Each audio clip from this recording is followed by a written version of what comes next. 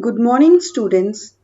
I hope you all have watched the first part of this chapter, Leaf, the Food Factory of Plant. In the first part, we have discussed about the green plants who have chlorophyll, their process of making food and storing the food. In the second part, we will learn about the non-green plants who do not have chlorophyll and unable to do the photosynthesis. So what are the non-green plants? The plants which are not green in color, or we can say the plants which do not have the chlorophyll, the green color pigment in that. That is why they are unable to prepare their food by the process of photosynthesis. They get food from other living plants or animals because they are the living organisms. Although they are not green in color, but they are living organisms and they also need food to survive. Then from where do they get their food? So mushrooms and moles are some examples of non-green plants which are not green in color. They also cannot make their food. These plants get their food from dead and decaying matter. What is the dead and decaying matter? When the plants or animals die, they are converted into the decaying matter. After keeping on the ground for so many times, they start decaying. So they become the food of the decomposers like mushroom, molds and fungi. Interdependence between plants and animals. What is the meaning of interdependence here? Interdependence means plants are depending on animals and animals are depending on plants. All the animals, including human beings, are dependent on food prepared by the leaves of plants directly or indirectly. Animals or we as the human being, we directly or indirectly depend on the food prepared by the plants. That is why plants are called the producers because they prepare their food itself. Plants and animals depend on each other for food and shelter. It means plants depend on animals and animals depends on plants. How plants depend on animals? Plants are the producers. Still they are depending on the animals for their food because plants inhale carbon dioxide to make their food and they get that carbon dioxide from the animals. That is why plants are depending on animals. And how animals are depending on plants? Animals are depending on plants because some of the animals are here which are called the herbivores. They eat plants or parts of the plant. But some of the animals are here who are carnivores or omnivores. They eat the other animals. But the animals which are eaten by them, they are herbivores also.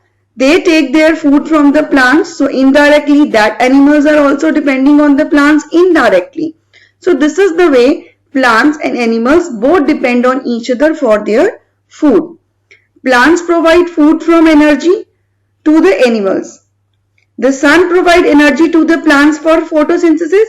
Plants make their food with the help of the sunlight, with the help of the sun energy. That is a part of energy that goes into the food that is prepared by the plant and that food is eaten by the other animals. So that energy goes in that animals also. So this is called the flow of energy. The food made by plant is eaten by animals and human beings. We as the human being or the animals eat the food that is prepared by the plant, which is a good source of energy. So the energy is transferred directly or indirectly to the animals and human being. Now the energy which was present in the plant food that is transferred to the humans or animals body. So this is called the flow of energy which moves from sun to the animals. We will understand the flow of energy with the help of the given diagram.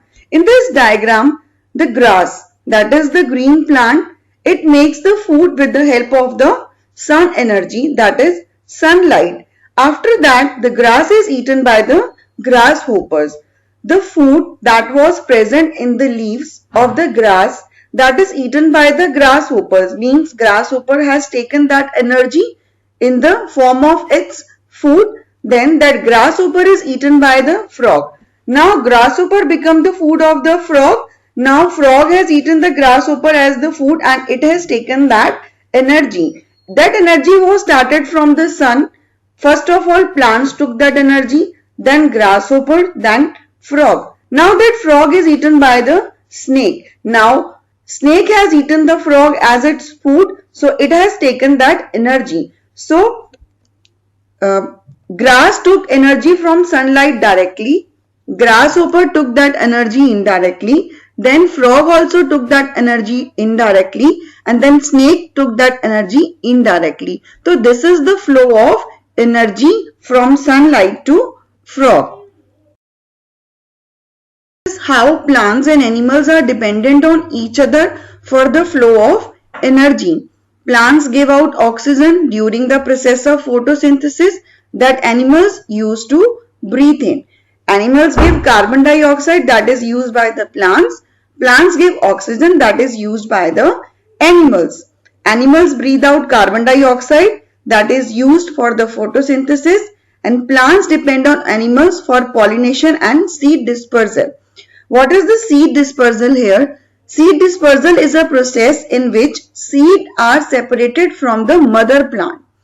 In this process, animals help the plant to do the dispersal of the seed. When the fruit or the food is eaten by the animals, they spread the seeds to the ground. That is why that seeds are dispersed from the plants, which help in the reproduction. Pollination is also the process of reproduction in which animals help the plants to do the same. Hence, we can say the plants and the animals are dependent on each other directly or indirectly. Let us understand this with the help of the given diagram. Plant is making its food. It is taking the carbon dioxide which is given by the tiger, and plant is giving the oxygen while doing the photosynthesis. That oxygen is used by the tiger for the respiration. So this is a circle. Lion is giving the carbon dioxide during respiration that is used by the plants. While plants are making the food, they are giving out the oxygen which is used by the tiger for respiration. So this is the cycle, interdependent cycle between plants and the animals. Balance in nature. What is the balance in nature?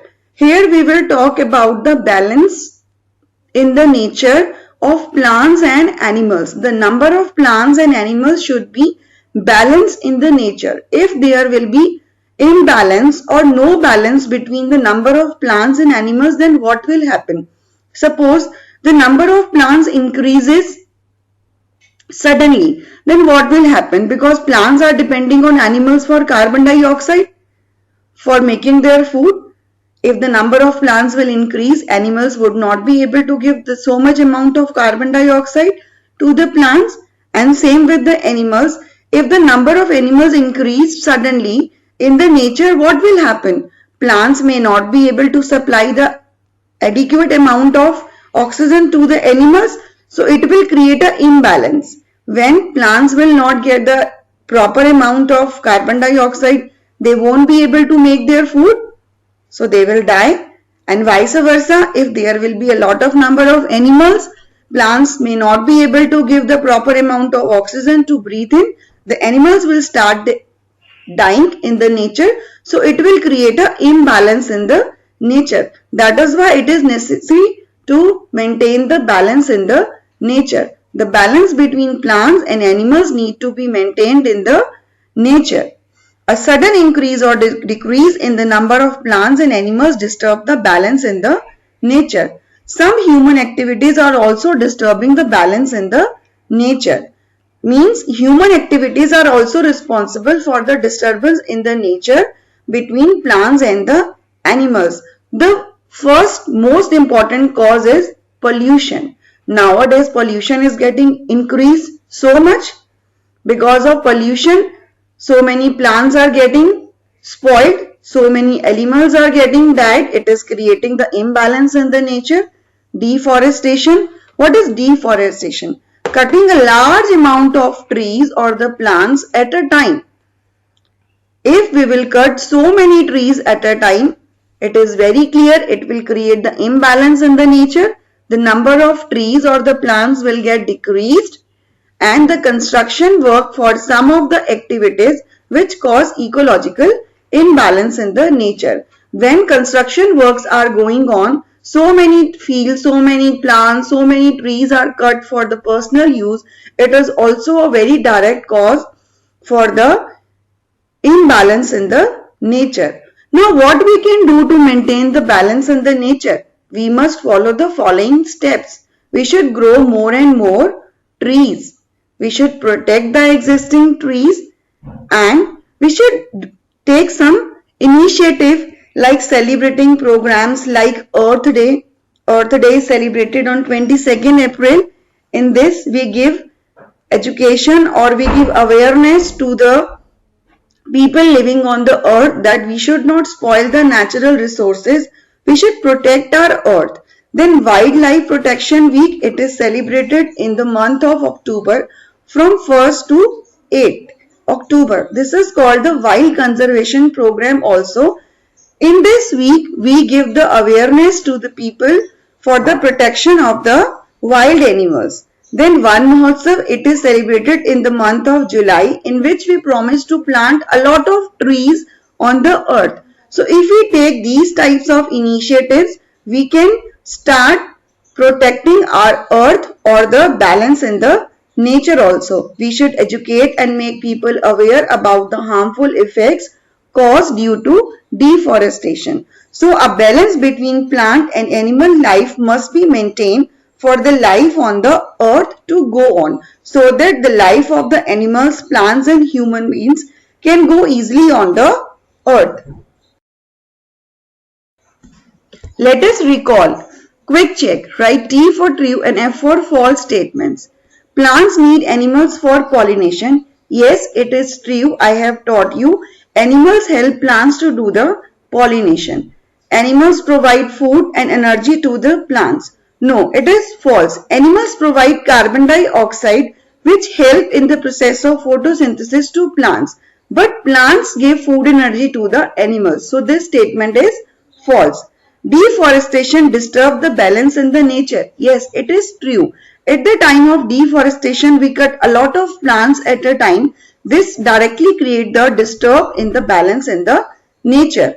Plants give out oxygen during the process of respiration. Yes, plants give out oxygen while they are doing the photosynthesis. They give out the oxygen which is called the respiration of the plants.